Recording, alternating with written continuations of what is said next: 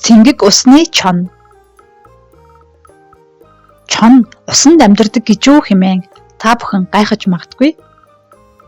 Энэ бол цэнгэг усны тул загас юм.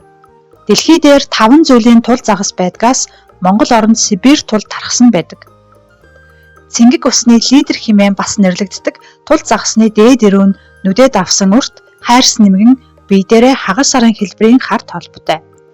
Хүний гарын хээ дахин давтагдчихгүй шиг тулын толгой дээрх толб өөр байдаг. Дунджаар 50 хүртэл насалдаг тул загас нь 5 сарын эхний 7 хоногоос 5 сарын сүүлийн үе хүртэл үржилд ордог. Мөн эр тулын биеийн өнгө цэсэн улаан, сүүлнийхээ сэлүүр час улаан болдог. Тул загас нь зөвхөн цэнгэг усанд амьдарч усны амьтдын сэг зэмээр хооллож тухайн голын усыг сэвэршүүлэх экологийн өндөр ач холбогдолтой. Жараахан 2.5 см урттайгаас эхлэн бахан идчихсэн болдог. Тиймээс тул загасыг цэнгэг усны чон хэмээн нэрийдэх нь илбэг.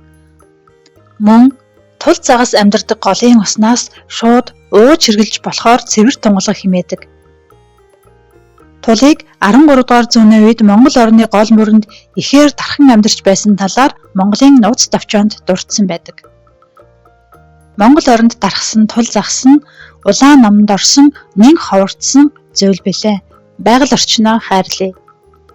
Хүүхдийн контент YouTube суваг уншиж бэлтгэв 2026 оны 1-р сар. Их сурвалж тул загасны тухай сонирхолтой баримт. Экологийн цагдаагийн алба.